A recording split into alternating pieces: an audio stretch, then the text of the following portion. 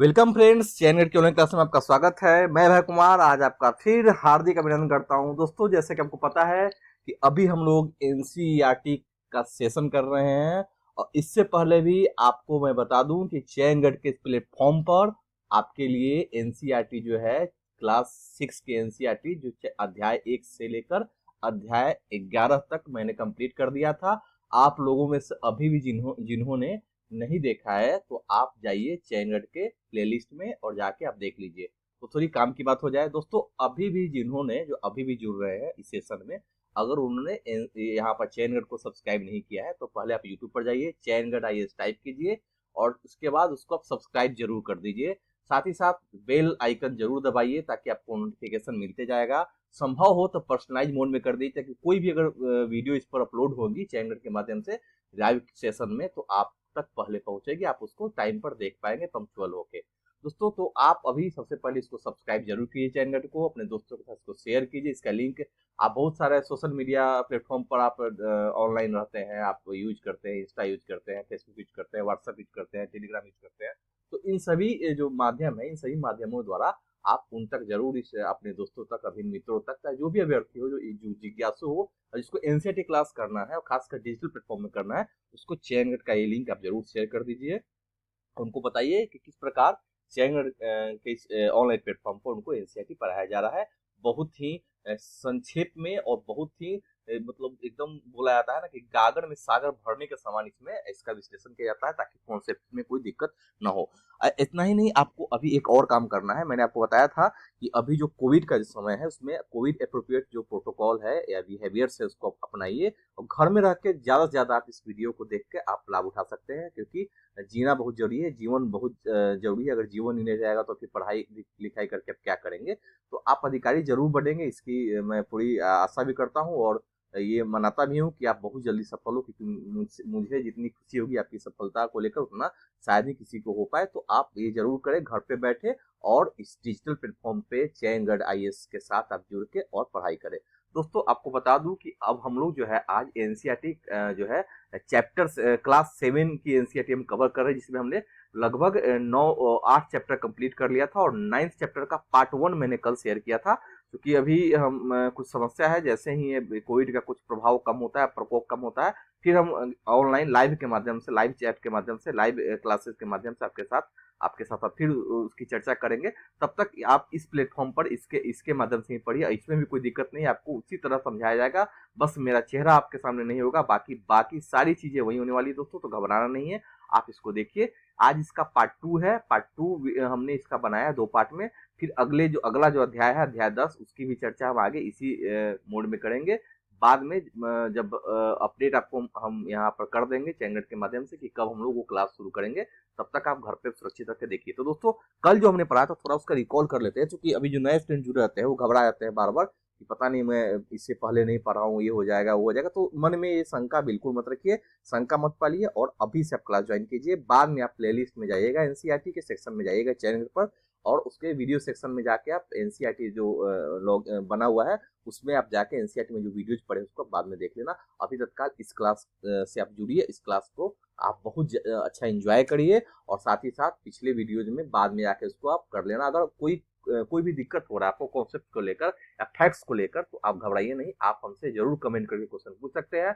हम कोशिश करेंगे कि 1-2 दिन में आपके कमेंट का जवाब दिया जाए और हम ये कोशिश हमेशा करते हैं कि आपकी जो भी आपके प्रश्न, आपके मन मस्तिष्क में जो भी प्रश्न उपज रहे हो उसका समाधान हम कर दें। तो दोस्तों, इसलिए घबराना नहीं। तो दोस्तों, कल जो हमने पढ़ा था उसका थोड़ा रिव्यू कर लिया। हम जो अभी चैप्टर पढ़ रहे हैं वो चैप्टर है, ये अध्याय 9 है, क्षेत्रीय संस्कृतियों का निर्माण। हमने इसमें किस प्रकार पढ़ा था कि बहुत सारी क्षेत्रीय संस्कृतियां हैं जो भारत के अंतर्गत, ऐसे राजकीय संस्कृति हमने पढ़ी थी। तो राज्य प्रशासन जब देखा कि राजा का जो काल है, राजा के काल में बहुत सारे, जब बाद में हम देखेंगे सामंतवादी सिस्टम आता है या बहुत सारे राजा एक क्षेत्र में हो जाते हैं, तो उसमें क्या होता है कि अन्य राजाओं द्वारा भी कुछ न कुछ कला को प्रश्रय दिया जाता है। लेकिन बाद में जैसे ही राजा का पतन होता है तो बहुत सारे जो चित्रकार होते हैं, बहुत सारे जो लोग होते हैं, वो कहीं ना कहीं राजघराने से दूर किसी महत्वपूर्ण व्यक्ति के पास या किसी सामंत के पास या जो भी हो, जो धनाढ्य वर्ग है, संपत्तिशील व्यक्ति है, उनके पास जाके वो उनका उनके पास जाके वो कला को संरक्षण देता है, क्योंकि कला को आश्रय देते हैं, कलाकारों को आश्रय प्रदान करते हैं, और इस प्रकार संस्कृत क्षेत्रीय संस्कृतियों का निर्माण होता है। इसमें हमने किस प्रकार बूंदी, कोटा, राजस्थान के किशनगढ़ शैली, पहाड़ी शैली, कांगड़ा शैली, इसकी चर्चा हमने इस चैप्टर में की थी। आपको थोड़ा थोड़ा मैं करते जाऊंगा ताकि आप क्लास से कनेक्ट हो जाए। तो यहाँ देखिए जो इंपॉर्टेंट है मैं बताऊंगा। चेर मलयालम भाषा का विकास हमने बताया था, किस प्रकार हम लोग महोदयपुरम चेर राज्य प्रायद्वीप के दक्षिण पश्चिम भाग में जो बताया था, जो केरल का हिस्सा है, तो हमने ये भी बताया था कि मलयालम भाषा इस इलाके में बोली जाती थी। शासकों ने मलयालम भाषा लिपि प्रयोग अपने अभिलेखों में किया। आपको ये भी बताया था कि किस प्रकार जब शासक जो है वहाँ के शासक वर्ग जब प्रश्रय देंगे या अपने राजकीय भाषा में, राजकीय कामकाज में अगर मलयालम को प्रश्रय देंगे, मलयालम भाषा को, तो मलयालम भाषा है उसका विकास होगा। क्योंकि अगर राजकीय क्रियाकलापों में इस भाषा को यूज किया जाता है तो कहीं ना कहीं लिपि का प्रयोग किया जाए, अभिलेख में उसको लिखेंगे तो इस भाषा का प्रसार होगा, और इस संस्कृति में जो भी यहाँ के लोग रहेंगे वो इस भाषा को प्रश्रय देंगे और भाषा का विकास होगा। भाषा से संबंधित अन्य क्रियाकलाप भी समाज में होंगे, उनका विकास होगा। तो इसमें बताया कि इसका एग्जाम्पल आपको दिखाया गया था। क्षेत्रीय भाषा के प्रयोग के सबसे पहले उदाहरणों में से एक यही है, सरकारी अभिलेखों में मलयालम भाषा का प्रयोग किया। तो प्रश्न में पूछा जाए कि भाषा के रूप में सरकारी अभिलेख में प्रयुक्त भाषा सबसे पहला कौन था, जिसका आप एग्जाम्पल आपसे पूछा जाए, तो मलयालम भाषा को जरूर दीजिएगा कि मलयालम भाषा को सबसे पहले अभिलेखों में स्थान दिया गया क्षेत्रीय भाषा के रूप में। उससे पहले देखेंगे कि संस्कृत को ज्यादा महत्व दिया जाता था। तो ये आपके लिए बहुत इंपॉर्टेंट है जानना। मैंने ये भी दिखाया कि मलयालम रचित के केरल का एक अभिलेख है, इसमें केरल के बारे में वहाँ बहुत सारी जो केरल के बारे में हमको जानकारी इसमें मिल पाती है। यहाँ पर 2 ग्रंथ की हमने बताई थी कि आपको 2 ग्रंथ के बारे में बताया था। मलयालम भाषा की पहली साहित्यिक कृतियां जो भी कृतियां उनके बारे में आपसे मैंने शेयर किया था। लेकिन अगर आपने उस वीडियो को नहीं देखा तो यहाँ जरूर देखिए मलयालम भाषा की पहली साहित्यिक कृतियां जो थी लगभग 22वीं शताब्दी की बताई जाती है, जो संस्कृत से ऋणी है। मतलब कहने का अर्थ है कि संस्कृत कहीं ना कहीं संस्कृत से ही इनका उदय हुआ है। और इसमें एक ग्रंथ का नाम मैंने बताया था 14वीं शताब्दी का, लीला तिलकम, जो व्याकरण तथा काव्य शास्त्र विषयक है। दूसरा है मणि प्रवाल शैली का, हमने बताया था कि मणि प्रवाल शैली में 2, इसका अर्थ हीरा और मूंगा है। जो हीरा जो है संस्कृत से संबंधित है, और यहाँ पर आपको परवालम जो यहाँ खासकर मूंगा जो है वो जो है क्षेत्रीय संस्कृति जो है मलयालम की ओर इंडिकेट करता है।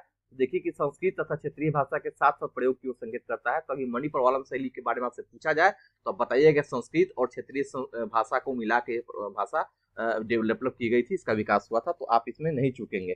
दूसरा हमने देखा था शासक और धार्मिक परंपराएं, विभिन्न क्षेत्रों में जो भी परंपराएं थी, जगन्नाथी संप्रदाय के बारे में आपको थोड़ा सा बताया था कि इसमें पुरी की एग्जाम्पल लिया गया था। उड़ीसा, जो उड़ीसा में भी जगन्नाथ मंदिर है, आप देखते होंगे जगन्नाथ का अर्थ होता है विष्णु का एक रूप है जो दुनिया का मालिक होते हैं उनका। तो आज भी देखिए जगन्नाथ की काष्ठ प्रतिमा है जिसमें वहाँ के जनजातीय लोग बनाई जाती है, और इससे निकलता है कि जगन्नाथ जो है मूलतः एक स्थानीय देवता थे जिनको आगे चलकर ब्राह्मणों ने विष्णु रूप मान लिया गया। मतलब जगन्नाथ जो स्थानीय देवता था उनको कहीं ना कहीं विष्णु के 10 अवतारों में या विष्णु के अवतारों में उनको शामिल कर दिया गया। और उड़ीसा में आज भी जगन्नाथपुरी मंदिर जाएंगे जो एक प्रसिद्ध स्थल है, धार्मिक स्थल है, वहाँ पर्यटन स्थल है, वहाँ लोग जाते हैं। वहाँ आज भी आप देखेंगे कि साल में एक न एक यात्रा निकलती है, जगन्नाथपुरी की यात्रा। आप जरूर अटेंड किए होंगे या कभी अटेंड करेंगे इन फ्यूचर, जरूर करिएगा। तो यहाँ पर देखिए इस संस्कृति का विकास इनके चारों तरफ जो बालभद्र है, यहाँ पर सुभद्रा है और कृष्ण है, मतलब बलराम सुभद्रा और कृष्ण, मतलब कृष्ण की बहन और बलराम की बहन सुभद्रा, इन तीनों का आज भी वहां पर झांकी निकलता है। तो कहीं ना कहीं जो जगन्नाथ जो है, जगन्नाथ भगवान को वहां के शासकों ने क्या किया, अपना देवता माना और उनके प्रतिनिधि के तौर पर वो शासन करते थे। कहने का अर्थ है कि राजा जो है, वहां का शासक जो है, अपने आप को भगवान जगन्नाथ का बहुत बड़ा भक्त बताता है और उनके नाम से शासन करता है ताकि प्रजा में उसको मान्यता मिल सके, प्रजा में वो अपने आप को स्थापित कर सके, धर्म के माध्यम से वहां पर शासन कर सके और शासन का उसको जो है अधिकार मिल पाए और लोगों में उनकी लोकप्रियता बढ़े। तो यहाँ देख रहे हैं कि यहाँ पर अनंग भीम तृतीय का एग्जाम्पल था जो पुरुषोत्तम जगन्नाथ को अर्पित कर दिया अपना राज्य और स्वयं को जगन्नाथ का प्रतिनियुक्ति घोषित कर। कहने का अर्थ है कि भगवान जगन्नाथ के नाम से शासन करते हैं और हम जगन्नाथ के द्वारा नियुक्त किए गए हैं, मतलब हम आपके बीच शासन करेंगे, लेकिन शासन किसका करे होगा, भगवान को, मतलब जगन्नाथ को अपने साथ जोड़ के उस वक्त समाज में लोग एक किए। तो यहाँ पर आप एग्जाम्पल देख रहे हैं कि क्षेत्रीय संस्कृति का निर्माण का योगदान कहीं न कहीं भगवान के इधर इर्द गिर्द घूम रहा है। यहाँ एक जगन्नाथपुरी का मंदिर है, आपको वहाँ दिखाना था कि स्थानीय महत्व का मंदिर है। और यहाँ पर देखिए जब जो भी शासक वर्ग आए, चाहे मुगल काल हो, मुगल काल के बाद मराठे आए हो या अंग्रेजी ईस्ट इंडिया कंपनी, सबने कहीं ना कहीं मंदिर पर अपना नियंत्रण स्थापित करने का प्रयत्न किया, क्योंकि मंदिर जो है धार्मिक आस्था केंद्र के साथ साथ आर्थिक क्रियाकलाप का भी केंद्र है। और मंदिर पर नियंत्रण करने का अर्थ होता है कि स्थानीय जनता में उनका शासन स्वीकार हो जाएगा, इसलिए इस मंदिर पर ज्यादा से ज्यादा इन लोगों का प्रभाव कब्जा करने का प्रभाव रहा, धार्मिक रूप से इनको एक करने का प्रभाव इन सभी शासकों ने किया। तो यहाँ देख रहे हैं मंदिर में जो है, मंदिर को अगर आपने मंदिर के पर आपका नियंत्रण हो गया तो आप कहीं ना कहीं जनता के बीच में लोकप्रिय हो जाएंगे, क्योंकि मंदिर और जनता जो है एक दूसरे से जुड़े हुए हैं, धार्मिक के रूप से भी और आर्थिक क्रियाकलाप के रूप में। अब यहाँ देखिए राजपूत और सूरवीरता की परंपरा, मैंने आपको ये भी बताया था, ये भी आप ध्यान रखिए कि राजपूताना जो क्षेत्र कहा जाता है, खासकर अंग्रेज लोग जो थे, ब्रिटिश लोग, वो राजस्थान स्थित क्षेत्र को राजपूताना कहते थे। लेकिन इसका ये अर्थ नहीं है कि सिर्फ वहीं राजपूत रहा करते थे, और भी लोग रहते थे वहाँ, लेकिन राजपूतों की शासन संख्या ज्यादा रही होगी, बाहुल्य होंगे, राजपूत जाति वहाँ बाहुल्य होंगी, इसलिए उनको बोला गया कि राजपूताना क्षेत्र को कहते थे। लेकिन राजपूत के अलावा वहाँ पर जाट भी है, अन्य भी लोग रहते थे। लेकिन यह भी माना जाता है कि राजपूत ने राजस्थान को एक विशिष्ट संस्कृति प्रदान की, क्योंकि शासक वर्ग के रूप में राजपूत स्थापित थे, तो जरूर इनके द्वारा कुछ न कुछ कला को प्रश्रय किया गया, कला के प्रश्रय में, कला के उत्थान में उन्होंने अपना योगदान दिया, इसलिए वहां पर देखा जाएगा कि राजपूत शैली का विकास होता है। इसी क्रम में बूंदी, कोटा और इस प्रकार आपको मैंने बताया था किशनगढ़ शैली और स्थानीय शैली का यहाँ विकास होता है, जिसमें क्षेत्रीय शासकों ने बहुत ही ज्यादा क्या किया, अपना योगदान दिया। यहाँ एक बीकानेर के राजकुमार राज सिंह का यहाँ पेंटिंग देखिए, चित्र बना हुआ, इन्होंने क्या किया, उस राजपूत क्षेत्र में क्या होता है, क्योंकि योद्धा वर्ग के थे लोग, तो ये लोग, इनमें जाना जाता था कि रण क्षेत्र में, अगर युद्ध क्षेत्र में बहादुरी से लड़ते हुए अगर कोई मृत्यु को प्राप्त करता है और पीठ नहीं दिखाई, मतलब हार के भागे नहीं, वो लड़ते हुए संघर्ष करते हुए मर गए, वीर गति को प्राप्त हुए, तो उनको समाज का एक आइकन माना जाता था, हीरो के रूप में बोला जाता था, और उनसे जुड़ा हुआ कथा, लोक कथाएं प्रचलित हो जाती थी। यहाँ यही पर दिखाने का यही प्रयास था। फिर आगे मैंने बताया कि यहाँ पर किस प्रकार स्त्रियों को वहां से जोड़ा गया, जौहर प्रथा की शुरुआत की गई, क्योंकि उस वक्त जो स्त्रियां थी जो शासन करती थी, अगर शासक उसके हार गए, उसके पति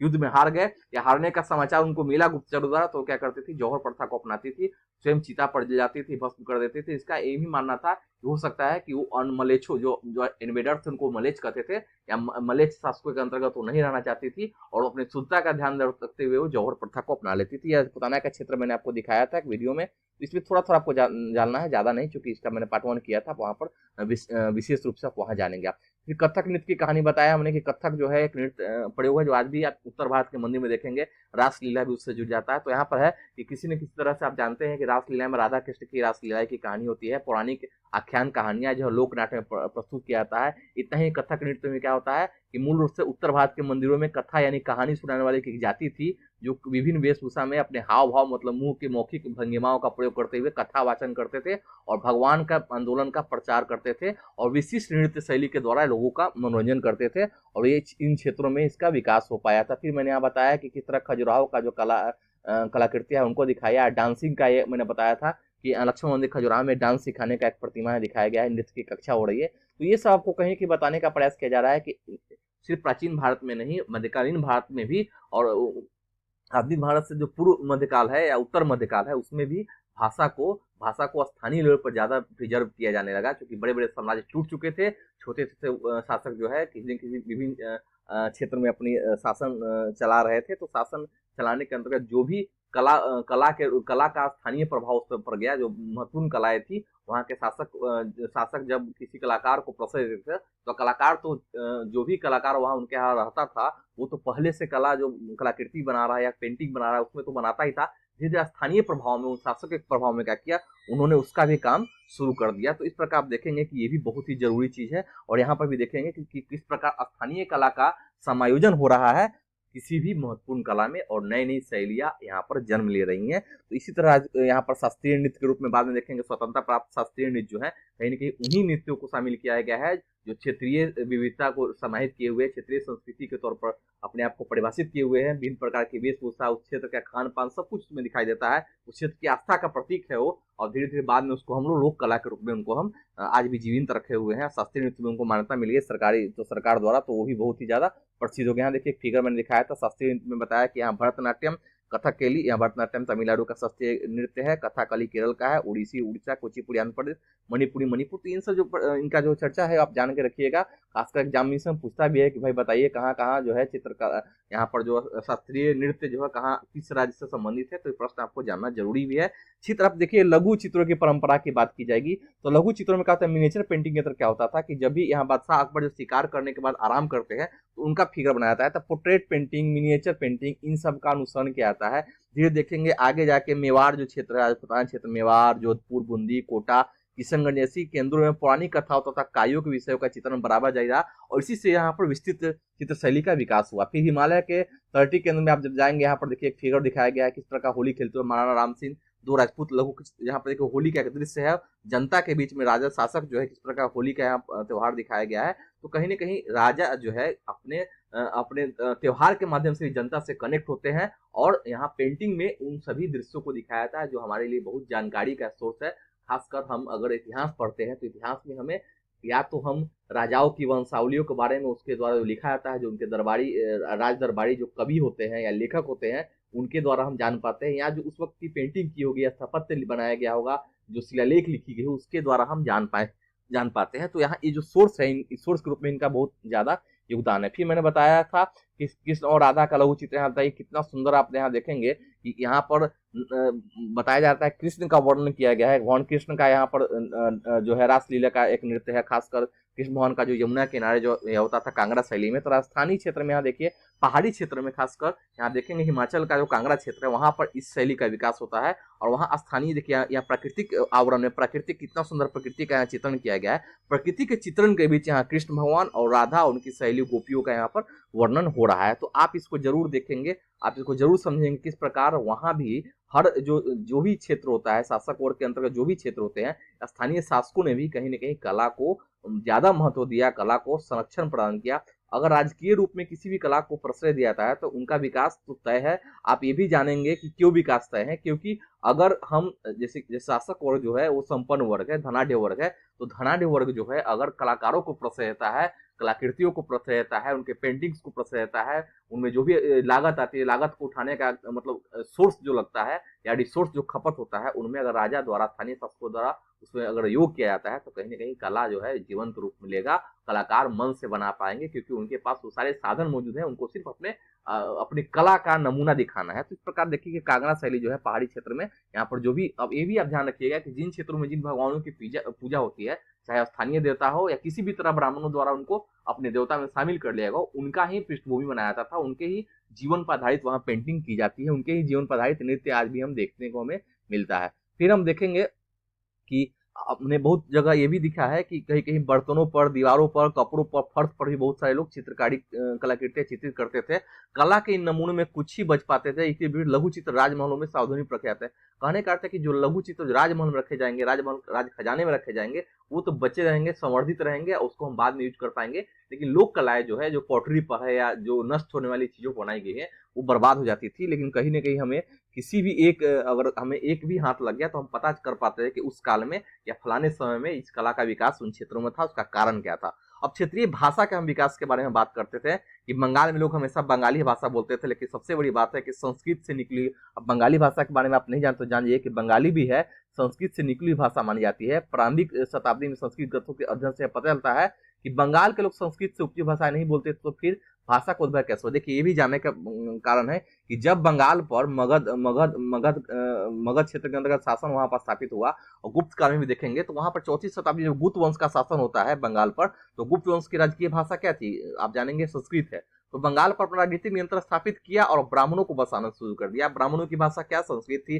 जनसामान्य की भाषा अलग होती थी। इस प्रकार गंगा की मध्य घाटी के भाषाई तथा सांस्कृतिक प्रभाव अधिक प्रबल हो गए। और 7वीं शताब्दी में चीनी यात्री ये भी जाना जाता है कि ह्वेन-सांग ने यह पाया कि बंगाल में सर्व संस्कृत से संबंधित भाषाओं का प्रयोग हो रहा था। कारण है कि जिस राजकाज के अंतर्गत ये क्षेत्र आएगा, जिस राजा का वहां शासन होगा, उसकी राजकीय भाषा जो है उसका प्रभाव वहां की जनता पर पड़ना ही तय है और पड़ेगा ही। यही कारण होता है कि बंगाली जो क्षेत्रीय भाषा अगर रही भी होंगी तो संस्कृत में उनका मेल जोल हुआ और संस्कृत से उनका अपभ्रंश करते हुए बंगाली के रूप में वो प्रसिद्ध हो गए। लेकिन संस्कृत का प्रभाव कहीं ना कहीं वहाँ उन भाषाओं पर है और संस्कृत जो है रूट भाषा मानी जाएगी और उनसे जन्म ली है बहुत सारी भाषाएं। मलयालम भी संस्कृत का उदय, देखेंगे संस्कृत एक रूट भाषा है और संस्कृत से बहुत सारी भाषाओं का विकास हुआ है। उन भाषाओं ने क्या किया, अपने आप को परिवर्तन करते हुए लास्ट में कुछ अन्य लिपि का प्रयोग होने लगा, कुछ अन्य तरह की भाषाओं का प्रयोग हुआ। लेकिन समृद्ध भाषा के रूप में उन्होंने अपने संस्कृत से ही, अपने संस्कृत को ही इसको पिता माना जाएगा भाषाओं का, और संस्कृत के बाद उनसे निकली भाषाएं जो है लोकप्रिय होने लगी, स्थानीय स्तर पर बोलचाल में आने लगी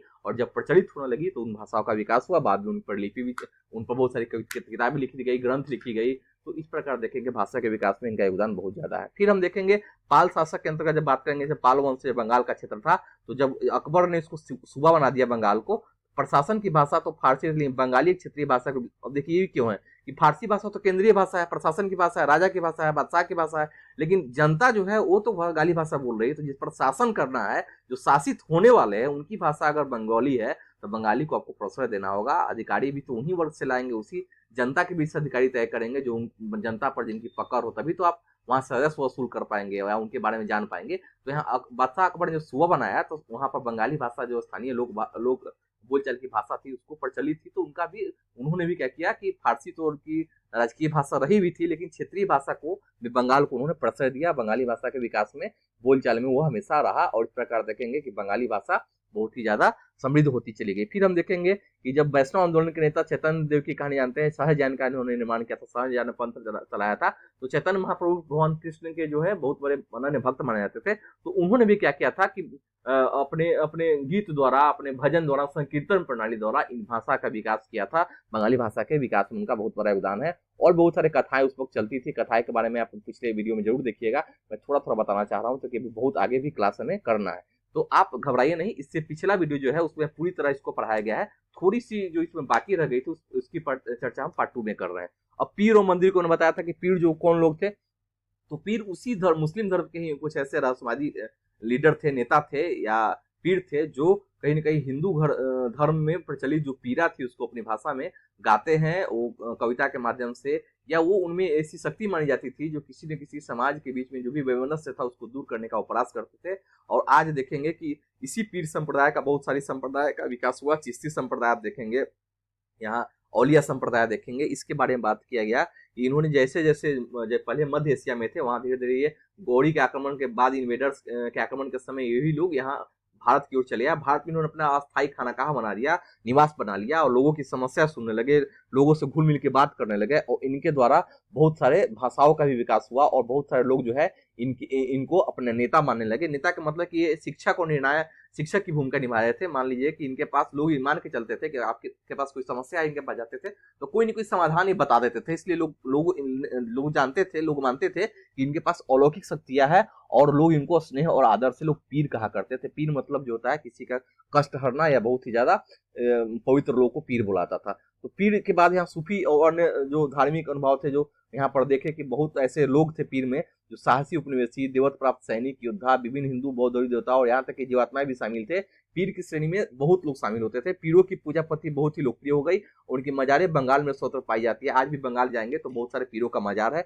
और तो पूरे भारत में आप देखेंगे, खासकर अजमेर जाएंगे वहां भी पीर का मजार है। तो कहीं ना कहीं पीरों का जो है योगदान समाज में रहा था, और समाज में इन्होंने अपना प्रभाव जरूर स्थापित किया। एक यहाँ पर भी देखिए, क्षेत्रीय संस्कृति में पहले क्या होता था कि ये पहले जो है जो भी संसाधन होते थे तो झोपड़ी छप्पड़ में इस प्रकार में क्या होता था कि मंदिर प्रतिमा स्थापित करके लोग वहां पर पूजा करते हैं। लेकिन बाद में जब से धनाढ़ हुए लोग, उन्होंने मंदिर का, आज भी देखेंगे बहुत बड़े मंदिर, विशाल मंदिर निर्मित किए जा रहे हैं। कारण क्या है कि अब संपन्नता हो गई उन लोगों के बीच, तो उन्होंने आस्था के रूप में इनका क्या किया, अपडेशन कर दिया, इनको बहुत बड़े मंदिर के रूप में तब्दील कर दिया गया, और यहाँ पर पूजा पाठ किया जाने लगा।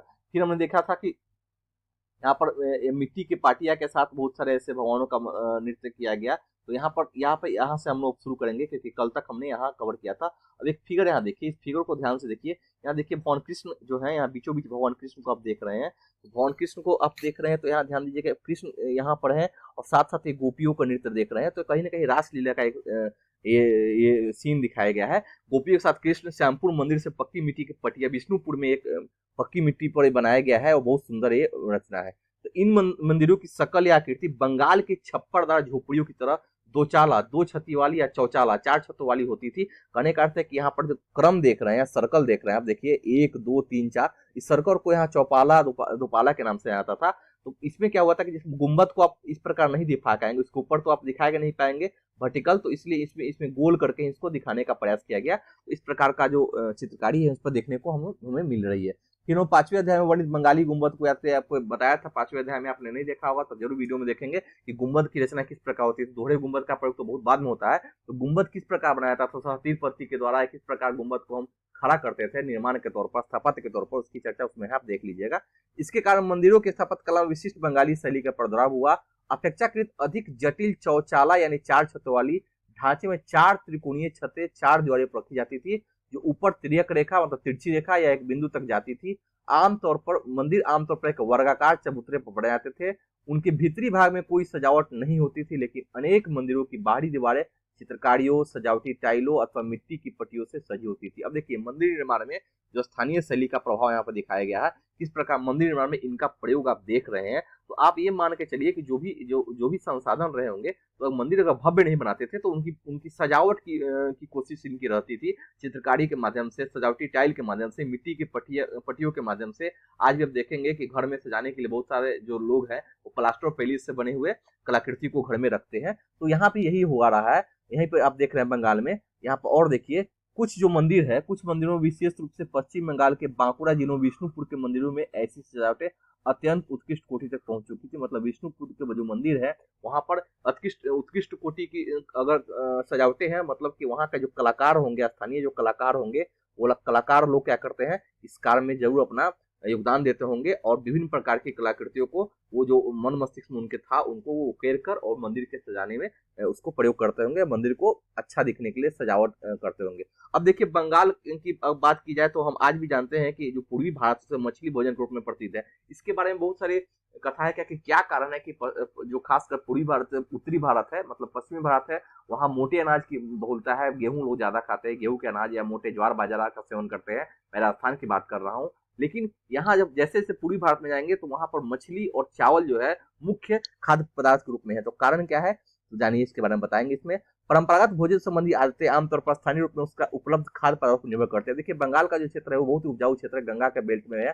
तो बंगाल का क्षेत्र में जो नदी है, बहुत सारी नदी है, हुगली नदी है और भी बहुत सारी नदियां हैं, छोटी छोटी सहायक नदियां है गंगा की। तो यहाँ पर देखेंगे मछली की उपलब्धता है, नदी में मछली की उपलब्धता है। इस क्षेत्र में जो बाढ़ आता है तो इन क्षेत्र में जो मिट्टी है, जलोढ़ मिट्टी, यहाँ पर धान के उपयुक्त मौसम भी है और धान की खेती होती है। तो पैडी फसल हो गया तो धान, चावल मुख्य खाद्य पदार्थ और मछली वहां उपलब्ध है। तो इसलिए जहाँ जो स्थानीय लेवल पर उपलब्ध होता है खाद्य पदार्थ, उसको भोजन के रूप में हम प्रयोग करते हैं। ये तो आप भी जानते हैं। बंगाल एक नदी मैदान है जहाँ मछली और धान की उपज बहुत आयत से होती है। अभी मैंने बात की थी और यहाँ पर आपको यहाँ लिखा मिल भी गया। इसलिए स्वाभाविक है कि इन दोनों कारणों ने वहां पर इन दोनों वस्तुओं को गरीब बंगालियों की भोजन सूची में ही प्रमुख स्थान प्राप्त है। आज भी जाएंगे बंगाल में तो मछली चावल बहुत फेमस है। मछली में खासकर हिल्सा मछली जो है, वहाँ पद्मा नदी जो मिलती है उसमें। अब मैं भी एक बार गया था बंगाल, तो मैं मैं वहाँ पर पूछा तो वहाँ बताया गया कि रसगुल्ला जो है बहुत फेमस डिश है और मछली चावल बहुत सस्ता वहाँ मिलता है। कारण है कि वो मुख्य खाद्य पदार्थ में आते हैं और गरीब से गरीब लोग भी उसका सेवन करते हैं। मछली पकड़ना वहाँ का प्रमुख धंधा रहा है। चूंकि नदी है, नदी में मछली उपलब्ध है तो जरूर मछली मारेंगे। और बंगाली साहित्य में मछली का स्थान स्थान पर उल्लेख मिलता है। इससे ज्यादा और क्या हुआ कि मंदिरों और बौद्ध विहारों के द्वारों पर जो मिट्टी की पट्टियां लगी है, उन्हें मछलियों को साफ करते हुए और टोकरियों में भर भर कर बाजार ले जाते हुए दर्शाया गया।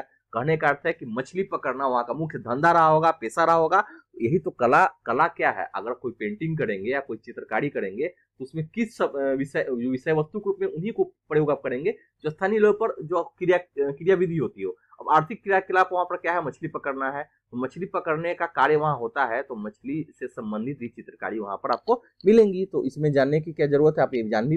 यहाँ देखिए फिगर कितना सुंदर है, मछली पकड़ते हुए, मछली को यहाँ धो के यहाँ मछली को काट रही है एक महिला, मछली बनाने गया। तो घरेलू उपयोग के लिए मछली तैयार करते हुए विशा लक्ष्मी यहाँ मंदिर है, पक्की मिट्टी का एक फलक, आराम बाग में ये पेंटिंग है। और देखिए कितना सुंदर एक महिला जो है, एक तो बहुत इनके सजावट पर ध्यान दिया गया है, बहुत सुंदर वस्त्र पहनी हुई है। दूसरा है मछली को ये काट रही है और भोजन के रूप में, यहाँ खाद्य के रूप में मछली का प्रयोग इस फिगर में ही दिखा रहा है। कि इस फिगर में इसका मतलब यही है कि वहां पर मछली जो है प्रतिदिन सेवन किया जाता था।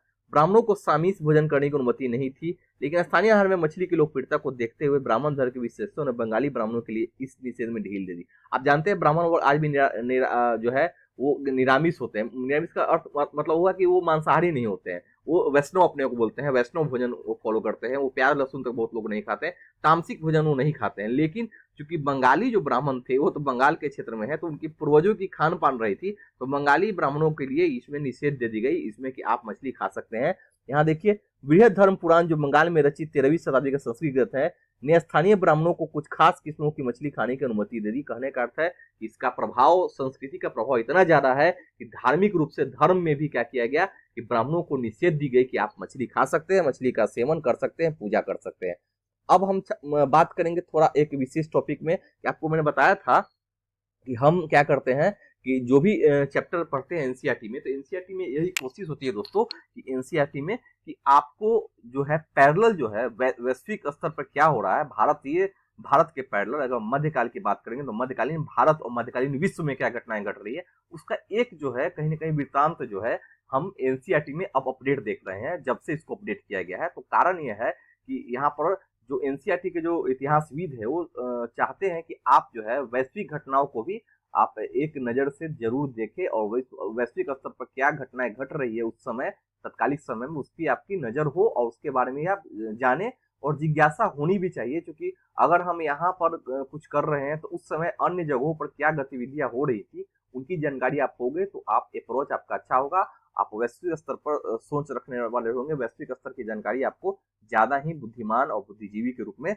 के कतार में आपको खड़ा कर पाएगी। तो यहाँ मैंने इस जो चैप्टर में है संस्कृतियों में, यहाँ पर मैंने क्या बताया आप देखिए, मैंने स्थानीय संस्कृति को ज्यादा यहाँ पर इस चैप्टर में फोकस किया गया था कि किस प्रकार स्थानीय संस्कृति का जो विकास है या स्थानीय संस्कृति में कौन कौन चीज, तो खान पान की बात होगी, खान पान के बाद क्या है तो रहन सहन की बात होगी कि उनके रहन सहन कैसा है, फिर और क्या बात होगी तो उनके वेशभूषा की हम बात करेंगे कि आखिर वेशभूषा कैसा था, दूसरा उनकी प्रचलित जो लोक कथाएं हैं उनकी बात होगी, लोक कथा के साथ साथ यहाँ पर देखेंगे कि हम स्थानीय लेवल पर जो भी देवी देवताओं की पूजा होती है तो देवी देवताओं के बारे में हम जानते हैं।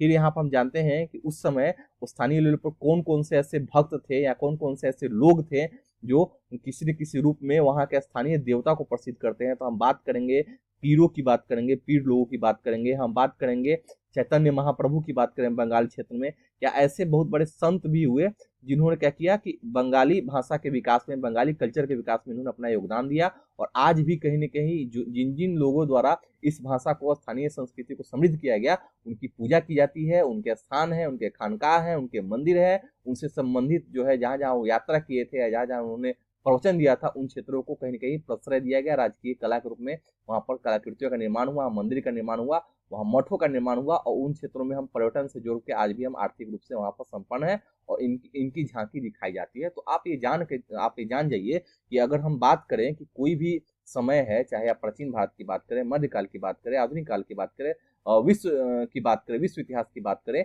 तो कला जो है, कला और संस्कृति जो है मानवीय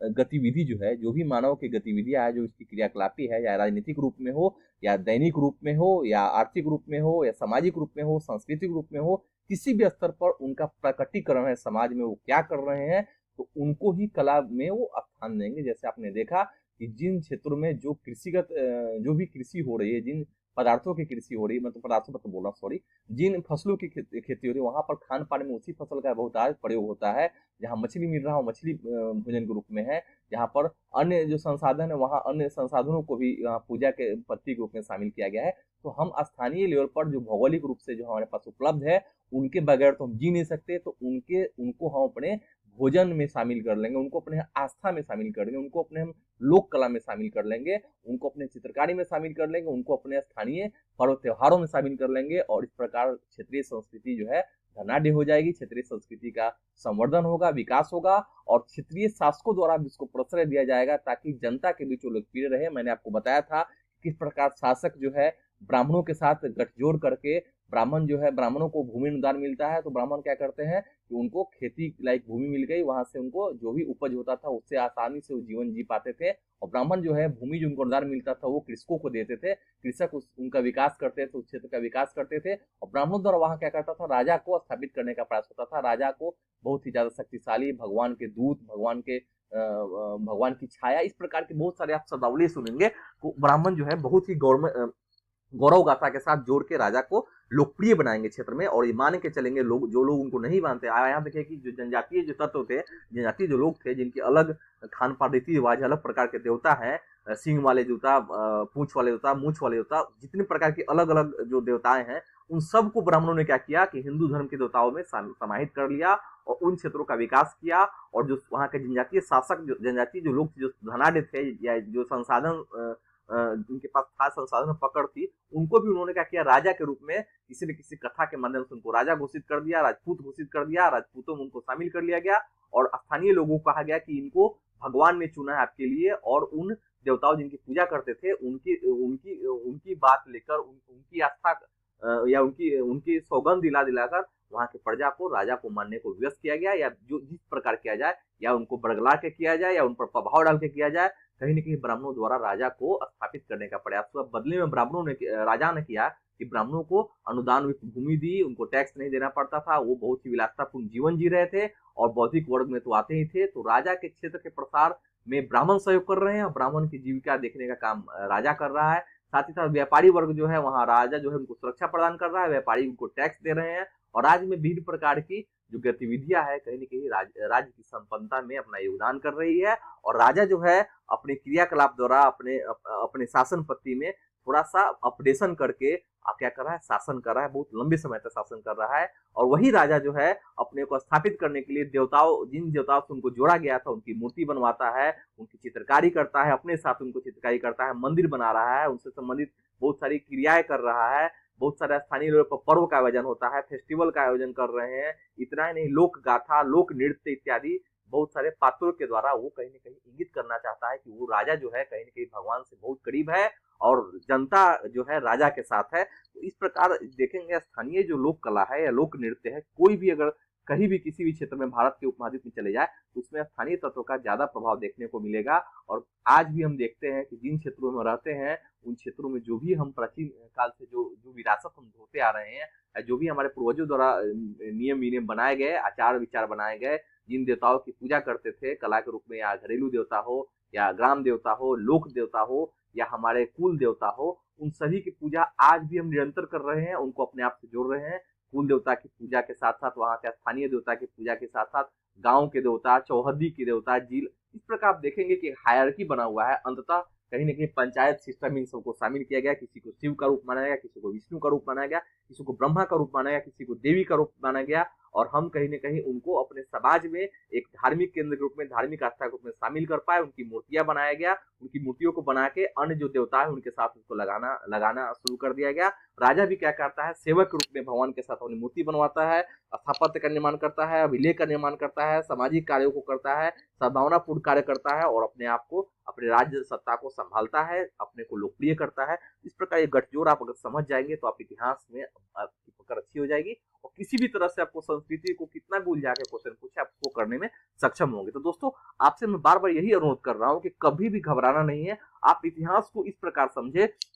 आप ये भी देखेंगे कि जब भी कहीं भी कोई राज्य में आर्थिक परिवर्तन होता है, कोई भी आर्थिक परिवर्तन हो रहा है तो उसका परिणाम जो है हर क्षेत्र में पड़ता है, राजनीतिक रूप से में ही परिवर्तन पड़ता है, क्योंकि आर्थिक रूप से जो संपन्न होंगे वो राजा बनेंगे और फिर राजा जो है जो भी नियम बनाएगा, जो भी करेगा उसका प्रभाव सामाजिक रूप से समाज के लोगों पर पड़ेगा, तो सामाजिक परिवर्तन होगा।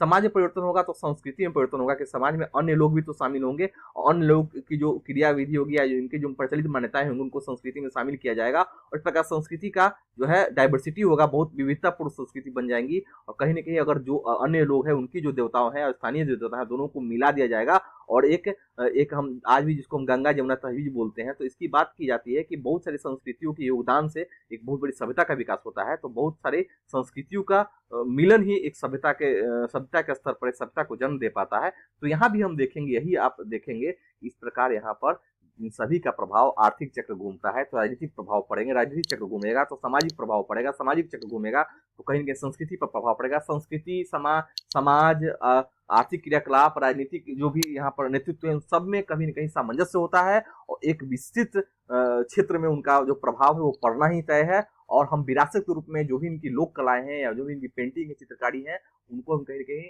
हम संयोज्य रखते हैं और उनका हम प्रदर्शन करते हैं। आज भी जितना आप भारत में देखेंगे विभिन्न जितने राज्य 28 राज्य में कुछ न कुछ लोक नृत्य फेमस है, लोक कला फेमस है, कुछ न कुछ चित्रकारी वहाँ की फेमस है, कुछ न कुछ खान पान के रूप में वहाँ फेमस है, कहीं का कोई मिठाई प्रसिद्ध है, कहीं का कोई स्पेशल जो धार्मिक कृति है वो पेंटिंग प्रसिद्ध है, तो कहीं की खान पान जो है वो अलग है, रहन सहन अलग है, वेशभूषा अलग है। वो एक दो कारण है, एक तो ज्योग्राफिकल जहाँ स्थिति है उनके अनुसार जो गर्मी का क्षेत्र है तो उनके वस्त्र में उसका असर पड़ेगा, वस्त्र जो पहनेंगे वो हल्के पहनेंगे, सूती वस्त्र पहनेंगे ताकि गर्मी बचा सके। ठंडे प्रदेश का जो है उनमें देखेंगे कि ज्यादातर भारी वस्त्र पहनेंगे और जिनसे ठंड से वो बच पाए वैसे वस्त्र का उपयोग करेंगे, परिधान के रूप में भी, सजावट के रूप में भी, या जो भी उनकी लोक गायक लोक नृत्य करेंगे उसमें उस वस्त्र का प्रभाव देखा जा सकता है। नॉर्थ ईस्ट में देखेंगे बहुत प्रकार की कला है, आप देखेंगे वहाँ भी उस क्षेत्र के स्थानीय संस्कृति का प्रभाव वहाँ पर पड़ा है और आज भी लोग उसको संयोजे हुए हैं और हम उसका प्रयोग करते हैं। तो मैं इसलिए बार बार कह रहा हूँ कि आप इस प्रकार पढ़िए कि जिन क्षेत्रों में आप एक विस्तृत क्षेत्र का अध्ययन करेंगे तो आप जानेंगे कि बहुत बड़े क्षेत्र में जो लोग रहते हैं उनकी एक्टिविटी जो है लगभग समान होती है। आप ये भी एक कथा सुने कि कोस कोस पर कोस कोस पर वाणी बदले 4 कोस पर पानी। इसका अर्थ है कि हम एक क्षेत्र से दूसरे जाते हैं तो पानी के टेस्ट में ही बदलाव आता है। उसी प्रकार आप देखेंगे कि वाणी जो बोलचाल की भाषा भी है कहीं न कहीं परिमार्जित होते हुए कुछ अलग प्रकार का टोन आप देखेंगे, कहीं मधुर टोन होगा, कहीं कर्कश टाइप का टोन होगा। तो आप ये देखेंगे कि बहुत बड़े विस्तृत क्षेत्र में ही आपको 50-60 भाषाएं मिल जाएंगी, बहुत बहुत प्रकार की लोक गाथाएं मिल जाएंगी, बहुत प्रकार के पात्र आपको मिल जाएंगे, विषय वस्तु रूप में बहुत चीज पा जाएंगे। तो आप इतना ही जान जाइए कि आप एक 50 किलोमीटर के रेंज में घूमेंगे तो आप इतना चीज नोटिस कर पाएंगे जो आपने कभी नहीं किया होगा। अगर नोटिस करना चाहें तो आप जरूर देखेंगे, आप कहीं घूमेंगे तो देखेंगे कि उन क्षेत्र में और आपके क्षेत्र में तुलना करेंगे तो पाएंगे कि कुछ ना कुछ तो चीज मौलिक रूप से विद्यमान आज भी है, लेकिन कुछ परिवर्तन आप देखेंगे। परिवर्तन के जो तत्व है वो कहीं ना कहीं समाज में नए वर्गों के या नए लोगों के वहां पर समाज में सामंजस्य के साथ या रहने के साथ उनके प्रभाव, उनकी जो कलाकृति या उनके रहन सहन का प्रभाव हम पर पड़ेगा और हमारी रहन सहन से कुछ वो सीखेंगे। इस प्रकार एक नवीन कला और नवीन जीवन शैली का जो है प्रादुर्भाव होगा और लोग इस प्रकार जिएंगे। तो दोस्तों अभी भी आपको अगर कोई दिक्कत है तो आप अभी कमेंट कर जरूर पूछ सकते हैं। अब जानिए थोड़ा अन्यत्र जो हम पढ़ते हैं, अन्यत्र में जरूर पढ़ते हैं। अब देखिए कि इसके पैरेलल यूरोप में राष्ट्र राज्यों का उदय होता है। राष्ट्र राज्य क्या है उसके बारे में हम जब विश्व का इतिहास पढ़ाएंगे तो आपको जरूर हम इसकी हम चर्चा करेंगे। यहाँ पर सिंपल आप एनसीईआरटी की व्यू से पढ़िए। 18वीं शताब्दी के अंत तक यूरोप के लोग स्वयं को एक साम्राज्य जैसे ऑस्ट्रिया हंगरी साम्राज्य की प्रजा या किसी चर्च जैसी यूनानी रूढ़िवादी चर्च के सदस्य मानते थे, परंतु 18वीं शताब्दी के अंतिम दशकों में लोग स्वयं को एक ऐसे समुदाय के सदस्य के रूप में पहचानने लगे जो एक भाषा जैसे कि फ्रेंच या जर्मन बोलते थे। प्रारंभिक 19वीं शताब्दी में रोमानिया में विद्यालय पाठ्यक्रम ग्रीक के स्थान पर रोमानिया में लिखी जाने लगी और हंगरी में लैटिन के स्थान पर हंगेरियन को राजभाषा के रूप में बनाया गया। यह और इसी प्रकार की अन्य प्रक्रियाओं ने लोगों को यह बोध कराया कि प्रत्येक भाषी समुदाय एक अलग राष्ट्र है, मतलब भाषाई आधार पर राष्ट्र का उदय वहां होने लगा यूरोप में। आप इसका देखेंगे कि जो लोग हैं उन्होंने अपने स्थानीय भाषा को प्रश्रय देना शुरू किया और अपनी भाषा को अपने राजभाषा में प्रयोग करना शुरू कर दिया। 19वीं शताब्दी के अंतिम दशकों में इटली और जर्मनी के एकीकरण के लिए हुए आंदोलन इन भावनाओं को और भी प्रबल कर दिया। जब बताएंगे इटली के एकीकरण और जर्मनी के एकीकरण में जब हम बताएंगे काउंट काबूल और खासकर गरीबाल्डी के बारे में आपकी चर्चा होगी, तब हम उसमें बताएंगे कि आखिर किस प्रकार इटली के एकीकरण जर्मनी के एकीकरण के क्रम में क्या क्या सामाजिक रूप से क्या क्या यहाँ पर बदलाव हो रहे हैं, राजनीतिक एकीकरण किस प्रकार हो रहा है, किन किन मुसीबतों का सामना करना पड़ता है, अंततः वे एक राष्ट्र के रूप में स्थापित कर जाते हैं। लेकिन क्या बहुत दिनों तक वो राष्ट्र कायम रह पाता है, इसकी भी चर्चा हम करेंगे। लेकिन आपसे ये भी उम्मीद की जा रही है कि आप भारत को ही नहीं वैश्विक स्तर में भी ये परिवर्तन देखने को मिल रहे हैं। आप देख रहे हैं कि भाषा जैसे हमारे भारतीय उपमहाद्वीप में बहुत सारी भाषाओं का विकास हुआ, चाहे रूट भाषा के रूप में संस्कृत हो और संस्कृत से बहुत सारे जो भाषाएं हैं उनका विकास हुआ, अन्यत्र भाषा के रूप में अपभ्रंश के रूप में या परिवर्तन करते करते कुछ स्थानीय फ्लेवर में वो अपने आप को बदल पाते हैं। उसी प्रकार विश्व में भी बहुत सारे जो लोग हैं, बहुत सारे जो लोग रहते थे जिन क्षेत्रों में, वहां की भाषाओं को उन्होंने प्रश्रय देना शुरू कर दिया, उनका विकास हुआ और वैश्विक स्तर पर इस प्रकार की भाषाओं का विकास आप देखेंगे। तो ये हम वहां पर पढ़ेंगे। तो दोस्तों आज का जो कार्यक्रम है वो आपको कैसा लगा इसको आप कमेंट के जो बताएंगे। ये हमारा जो चैप्टर था, चैप्टर 9 जो हम आज पढ़ रहे थे, वो आज इसको मैंने संपूर्णता दे दिया और आपसे ये भी उम्मीद कर रहा हूँ कि आप इसको भली भांति समझ पाएंगे, क्योंकि ये एनसीईआरटी जो है क्लास 7 लेवल की है, आपको उतने ज्यादा आप विस्तृत पढ़ाने की जरूरत भी नहीं है। मैं इन्हीं भाषा को खासकर इसी को पढ़ा रहा हूँ और थोड़ा सा प्रयास करता हूँ अपनी भाषा में कि आपको ज्यादा अच्छे तरीके से आपको समझा पाऊँ, क्योंकि कोई भी अगर टॉपिक पढ़ेंगे आप उसके बारे में नहीं समझेंगे, सिर्फ स्टोरी एलिमेंट तक ही रह जाएंगे, तो आप ज्यादा अच्छे तरीके से अपने आप को जस्टिस नहीं कर पाएंगे। तो इसलिए मैं आपको ये पढ़ाने का, तो आज जो टॉपिक है वो क्षेत्रीय संस्कृतियों का निर्माण, इसके बारे में हमने आज इसको मैंने संपूर्ण कर लिया है, पढ़ा दिया गया है। अभी भी कोई दिक्कत है तो आप इसको दोबारा वीडियो देख लेना, इसमें कोई दिक्कत नहीं है। फिर भी कोई दिक्कत है तो मैं एक बार समग्र अवलोकन जब चैप्टर लाऊंगा उसमें आपको समझाने का जरूर प्रयास करूंगा।